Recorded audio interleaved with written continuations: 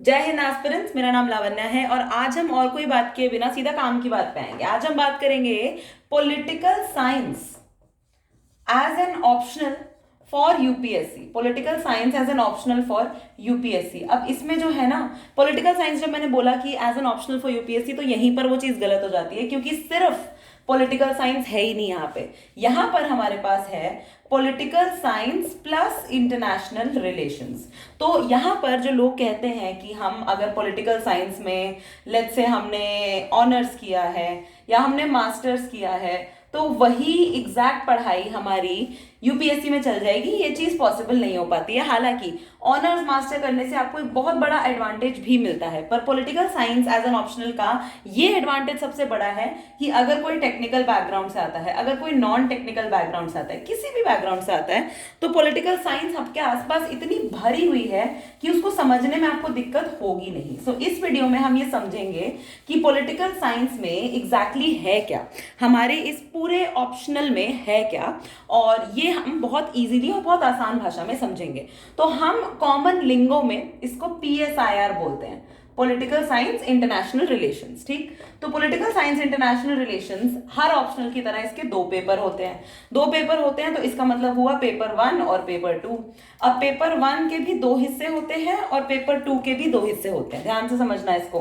ठीक, क्योंकि किसी भी ऑप्शनल को लेने से पहले उसमें है क्या वो समझना पड़ेगा। तो पेपर 1 में सबसे पहला जो आपका हिस्सा होता है वो होता है पॉलिटिकल थ्योरी। अब इसमें क्या है, बेसिकली पॉलिटिक्स है क्या। मेरा ये मानना है और बहुत से लोगों ने ऐसा कहा भी है कि जहां दो या दो से ज्यादा लोग मिल जाते हैं ना, वहां पॉलिटिक्स है। तो पॉलिटिक्स को आप अगर पॉजिटिव टर्म में कहें, नेगेटिव टर्म में कहें, कोई फर्क नहीं पड़ता, पर अगर दो ह्यूमन बींग्स, एनिमल्स की बात नहीं कर रही हूं, दो या दो से ज्यादा ह्यूमन बींग्स एक सेटिंग में होंगे, वहां पॉलिटिकल थिंकिंग, पॉलिटिकल थॉट्स अपने आप आने लग जाएंगे। और वो कैसे आएंगे वो हम समझेंगे धीरे धीरे। तो यही पॉलिटिकल थ्योरी कि भाई डेमोक्रेसी क्या है, हम बोलते हैं India is the largest democracy, इसका मतलब क्या है, इस तरीके के कॉन्सेप्ट्स, राइट्स क्या होते हैं, ड्यूटीज क्या होती हैं, कहां से इनका ओरिजिन हुआ, ये सारी चीजें जो थ्योरी है। और ये लोगों को सबसे ज्यादा पढ़ाया जाता है, लेकिन सबसे इजी मैं इसको मानूंगी क्योंकि इसको बहुत ही स्टैटिक पोर्शन है। हाँ, इसमें जब आप एग्जाम्पल्स लिखेंगे तो बहुत करंट अफेयर्स बेस्ड होने चाहिए, पर वैसे ही ये स्टैटिक पोर्शन है। फर्स्ट पेपर का सेकंड पार्ट जो होता है वो होता है इंडियन गवर्नेंस एंड पॉलिटिक्स। यानी भारत का, आप अगर सिविल सर्विसेज का एग्जाम दे रहे हैं तो आपको ये पता होना चाहिए कि भाई भारतीय पॉलिटिक्स किस तरीके की होती है। जैसे कि हमारा पार्लियामेंट कैसे चलता है, हमारा पार्लियामेंट कैसे चलता है, हमारी हिस्ट्री में कॉन्स्टिट्यूएंट असेंबली में किस तरीके की बातें हुई थी, और इस तरीके की चीजें हमें पता होनी चाहिए। तो ये सारा इंडियन कॉन्टेक्स्ट में है। सबसे इंपॉर्टेंट, ये लोगों के लिए डिफिकल्ट इसलिए हो जाता है क्योंकि यहां पर लोग ये मान बैठते हैं कि पॉलिटी जो हमारा GS2 का हिस्सा है उससे जो है काम चल जाएगा। तो इसमें लोग ये गलती कर देते हैं कि यहां पर जो हमारे स्कॉलर्स हैं, यहाँ पर जो हमारी थ्योरीज हैं, अब ऐसा नहीं है कि अगर ये एक अलग पार्ट है तो हमारा पॉलिटिकल थ्योरी यहाँ पे एप्लीकेबल नहीं होगी, ऐसा बिल्कुल नहीं है। ठीक है, तो स्कॉलर्स नहीं डालेंगे, थ्योरीज नहीं डालेंगे। एक GS2 के आंसर में और एक ऑप्शनल के आंसर में फर्क तो होना चाहिए ना। तो यहाँ पर इसमें ये बहुत जरूरी है। तो ये आपका सेकेंड पार्ट हो गया, द पार्ट 2 ऑफ पेपर 1। अभी हम पेपर 1 पे ही पहुंचे हैं, तो ये आपका बेसिकली थ्योरेटिकल पार्ट हो गया। सेकेंड पार्ट जो है, सेकेंड पेपर जो है, ये आपका 250 मार्क्स का हो गया। ठीक, सेकेंड पेपर जो 250 मार्क्स का होता है वो होता है comparative politics and international relations.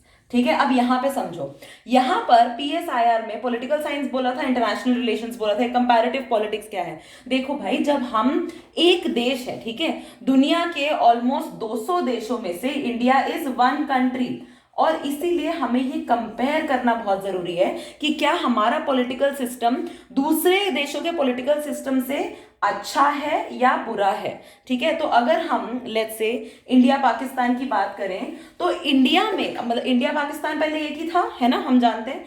तो इंडिया में कभी भी मिलिट्री रूल नहीं आया, है ना, इंडिया में कभी भी मिलिट्री रूल नहीं आया, जबकि पाकिस्तान में कई बार आर्मी का रूल आ चुका है, मिलिट्री रूल आ चुका है। ये क्या रीजन है इसका, कंपैरेटिव पॉलिटिक्स में हम ये देखते हैं कि इसका क्या रीजन है कि इंटरनेशनल डोमेन में इतने टाइप के अलग अलग पॉलिटिकल फिनोमेना में देखने को मिलते हैं। तो ये कंपैरेटिव पॉलिटिक्स हो गया। बहुत डिटेल्ड है ये भी। चौथा और सबसे ज्यादा डायनामिक पार्ट जिसे मैं बोलूंगी वो है आपका इंटरनेशनल रिलेशंस। ठीक है, इंटरनेशनल रिलेशंस में क्या है भाई, इंडिया रशिया के रिलेशन कैसे चल रहे हैं, इंडिया चाइना के रिलेशन कैसे चल रहे हैं, क्यों इंडिया पाक के रिलेशन में कभी इंप्रूवमेंट होती ही नहीं है, क्या प्रॉब्लम है। अब देखो, अगर तुम पॉलिटिकल साइंस ले रहे हो एज एन ऑप्शनल तो कहीं ना कहीं तुमसे ये एक्सपेक्टेशन है कि तुम जो है आगे जाके हमारे फॉरेन सेक्रेटरी बनोगे, है ना। एस जयशंकर जी हमारे पहले फॉरेन सेक्रेटरी थे।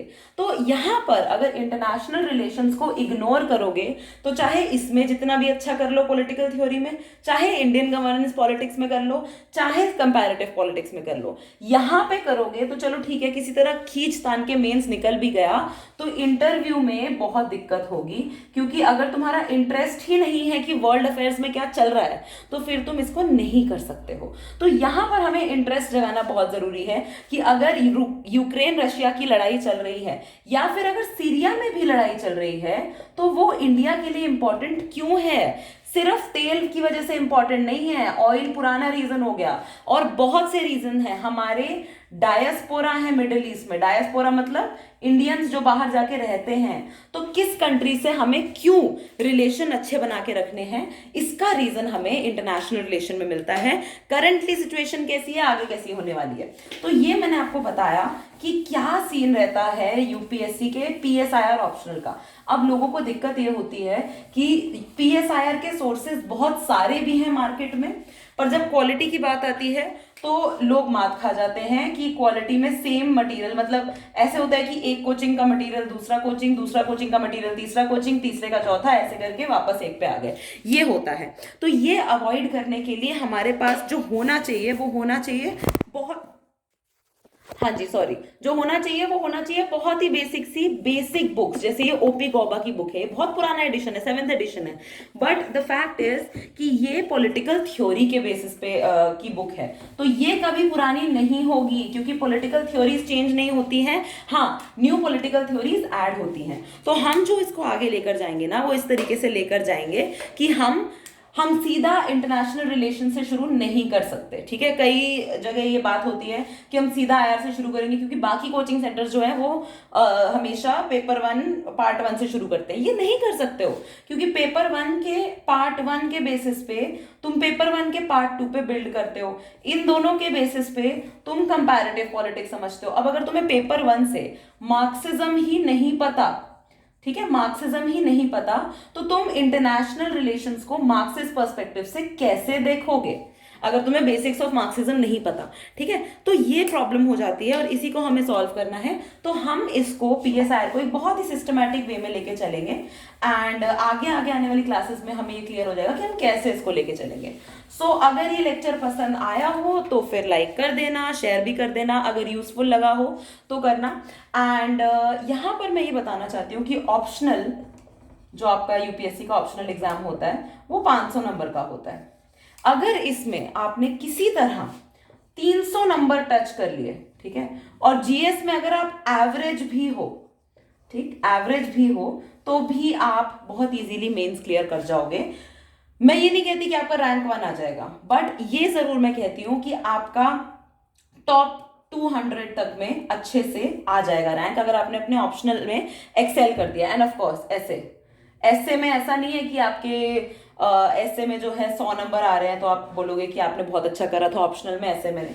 बट ऑप्शनल और ऐसे भी काफी हद तक रिलेटेड होते हैं। ठीक, आप अपने ऑप्शनल से बहुत पॉइंट्स उठाते हो ऐसे के लिए, तो इसीलिए मैं ये बहुत ध्यान से बोलना चाहूंगी कि अपनी परफॉर्मेंस को हमेशा मॉनिटर करते रहना। ठीक है, मॉनिटर करते रहना, अपने आंसर्स को लिखते रहना एंड हम आगे जाके ये देखेंगे कि कैसे हम पॉलिटिकल साइंस को आसान भाषा में बहुत ही अच्छे से डिकोड कर सकते हैं। So that's all for today. Thank you for watching and take care. जय हिंद।